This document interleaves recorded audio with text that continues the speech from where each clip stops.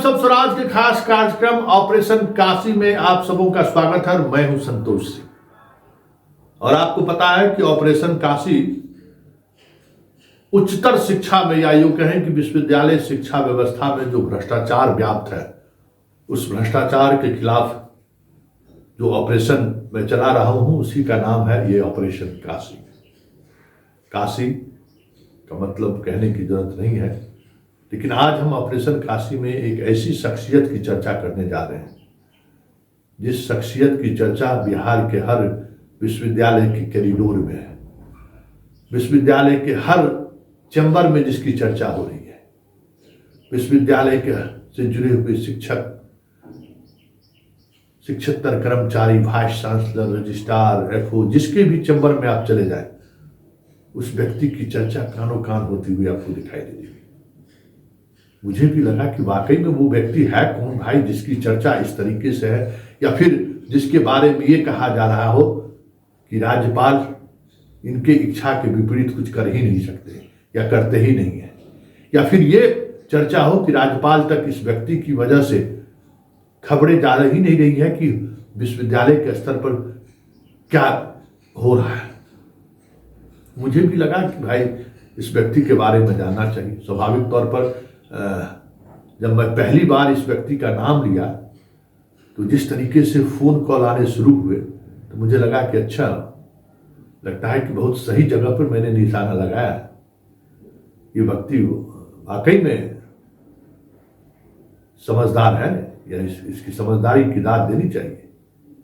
वैसे विद्यार्थी परिषद से ये जुड़ा रहा है, महाराष्ट्र के रहने वाले हैं। विद्यार्थी परिषद से मैं भी जुड़ा रहा हूँ, विद्यार्थी परिषद के उन चीज़ों को मैं भी बेहतर तरीके से समझता हूँ, लेकिन जो व्यवस्था है, जो व्यवस्था जिस तरीके से चलती है उस व्यवस्थाओं में अब चाल, चरित्र, चेहरा, नैतिकता, शील, ये सब का आपको कहाँ मतलब कहाँ रह गया है। जी हाँ, ये देसाई जी हैं, प्रीतीश देसाई।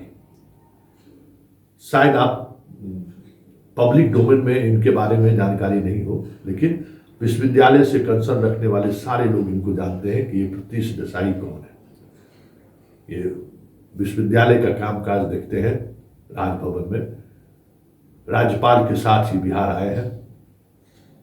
स्वाभाविक तौर पे दूसरे राज्यों के राज्यपाल जब आते हैं तो इस तरीके के लोगों को साथ लेकर आते हैं ताकि उनको काम में सहूलियत हो। लेकिन अगर सहूलियत के बजाय अगर चर्चा कुछ और होनी शुरू हो जाए तो फिर तो सवाल उठना लाजमी है। वैसे आज सब कुछ बात होगी पर्दे के पीछे, और हमें लगता है कि पर्दे के पीछे जो चीजें चल रही हैं, विद्यार्थी परिषद का बैकग्राउंड रहा है तो ये इनको समझनी चाहिए कि एक ऐसे व्यक्ति के ये साथ बिहार आए हैं जिन व्यक्ति का अपना एक अलग छवि है या फिर एक अलग छवि बनाने की वो कोशिश कर रहे हैं, और जिस तरीके से सार्वजनिक मंच से वो अपनी बात रख रहे हैं, हम बात राज्यपाल की कर रहे हैं, और ऐसे में अगर इस तरीके की खबरें आए राजभवन से तो फिर सवाल उठना लाजमी है। और ऐसे में इस तरीके की व्यक्ति के बारे में हमें नहीं, आप सबों को ये जानना जरूरी है कि आखिर कौन सा वो व्यक्ति है जिसकी वजह से राजभवन पर कई तरह के गंभीर आरोप लगने शुरू हो गए। आरोप इस हद तक है कि कुछ विश्वविद्यालय के रजिस्ट्रार को टर्मिनेट करने की बात हो रही है। वो फाइल देसाई जी के टेबल पर महीनों से पड़ी हुई है। कई वाइस चांसलर के खिलाफ वित्तीय अनियमितताओं का शिकायत आया है, जांच की बात हुई है, बीजेपी के नेता लिख कर दिए हैं, लेकिन वो फाइल राज्यपाल तक नहीं पहुंच रही है। ऐसी चर्चा सरेआम। कहा यह जा रहा है कि राज्यपाल के जो प्रधान सचिव आईएएस अधिकारी हैं और उनमें और इनमें 36 का आंकड़ा बन गया है। वो अपने आप को अब इस बीच से अपने आप को अलग करने की कोशिश शुरू कर दी है। दो पदाधिकारी के बीच विवाद क्यों होता है, किस लिए होता है, आप समझ सकते हैं। बेहतर काम के लिए, ईमानदार पहल के लिए तो विवाद होता नहीं है। विवाद की वजह क्या हो सकती है आप बेहतर समझ सकते हैं। लेकिन बड़ा सवाल ये है, जिन सवालों के सहारे आज मैं इस व्यक्ति की चर्चा कर रहा हूं कि राज्यपाल हर वक्त विश्वविद्यालय की स्वायत्तता की बात करते हैं, खुले मंच से वो बात करते हैं, शिक्षा और शिक्षाविदों की चर्चा करते हैं।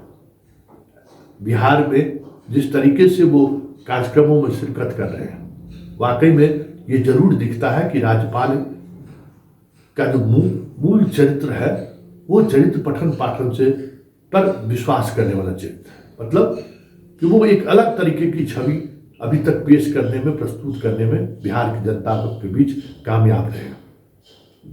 और ऐसी स्थिति में जब खुल्लम खुल्ला चीजें चलनी शुरू हो जाए तब तो सवाल उठना लाजमी है। या तो गवर्नर तक बातें पहुंच नहीं रही हैं, या फिर गवर्नर तक बातें पहुंच रही हैं तो उन बातों को अनसुना कर दे रहे हैं। लेकिन हमारी कोशिश ये है कि ये बात गवर्नर तक जरूर पहुंचनी चाहिए। कई वाकया है, लेकिन एक गंभीर वाकया ये है, कभी सीतामढ़ी गोयनका कॉलेज में फिजिक्स के एक प्रोफेसर पर कॉलेज के कैंपस में गोली चलता है, गोली लगता है। वजह क्या है? ठेकेदारी। और जिस प्रिंसिपल पर यह आरोप है, जिस प्रिंसिपल ने बिना किसी टेंडर के कहा यह जा रहा है से 10 से 15 करोड़ का काम उन्होंने करवा लिया है, जिसकी शिकायत वर्षर लगातार कुलपति और रजिस्ट्रार को पत्रों के माध्यम से करता रहा, उस पर कार्रवाई करने के बजाय प्रिंसिपल के पीठ पर हाथ डाल दिया। हुआ क्या? अपराधियों का मनोबल बढ़ा और अपराधी दिन दहाड़े कॉलेज के कैंपस में घुसकर उस शिक्षक पर गोली चला दिया। और अब प्रिंसिपल पर, जबकि पुलिस का जांच चल रहा है, 4 कर्मचारी गिरफ्तार हुए, उससे पुलिस पूछताछ कर रही है, घेरे में प्रिंसिपल है, पुलिस का जांच चल रहा और अचानक उसका तबादला कर दिया जाता है प्रशासनिक दृष्टिकोण से। क्या ये जांच को प्रभावित करने का कदम नहीं है? अब पुलिस जाएगी शिवहर उनसे पूछताछ करने के लिए। क्या आप मैसेज देना चाहते हैं? अगर आप मान लीजिए कि आपके आरोप में जिस वजह से आपने हटाई है, आप वेटिंग फॉर पोस्टिंग रखते कि जब तक पुलिस का अनुसंधान पूरा नहीं हो जाता आप कहीं प्रिंसिपल नहीं रहेंगे, बस वहां से उस घटना स्थल से आप उनको हटा दिए। मतलब एक प्रोफेसर पर गोली चलती है और आरोप प्रिंसिपल पर होता है कि प्रिंसिपल बिना किसी निविदा के टेंडर काम करवा रहे हैं, और ऐसे में जब पुलिस तक मामला पहुंच जाता है तो उनको बचाने के लिए उनका तबादला कर दिया जाता है। ये सब कुछ उस राज्यपाल के कार्यकाल में हो रहा है, जो राज्यपाल अपने आप को एक अलग छवि प्रस्तुत करने की कोशिश कर रहे हैं। गोवा में भी इनकी छवि अच्छी छवि रही है, गोवा के मजबूत नेता रहे हैं।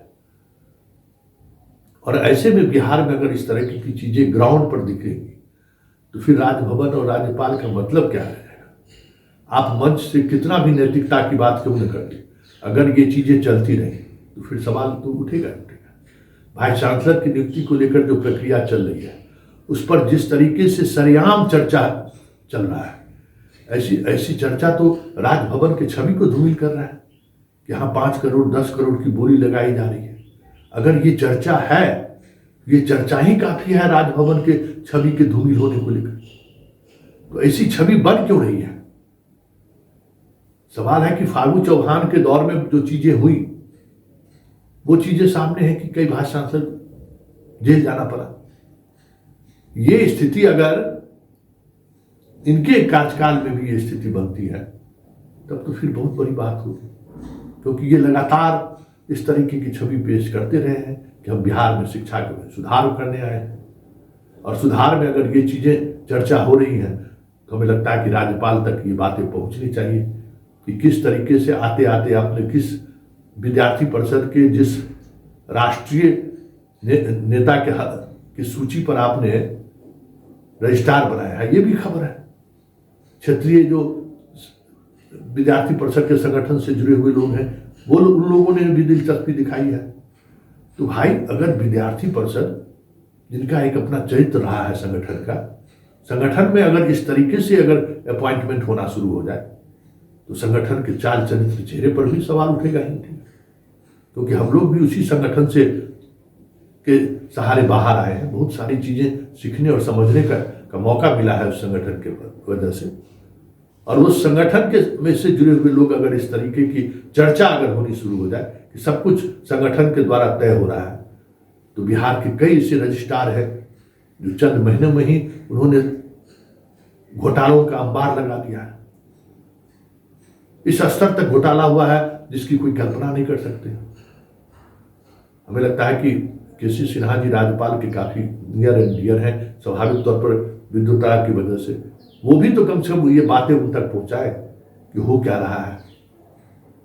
और जरा देसाई जी की जो छवि बन रही है, ये छवि क्यों बन रही है, जरा उनकी छवि पर भी पड़ताल होनी चाहिए, क्योंकि देसाई राज्यपाल नहीं है।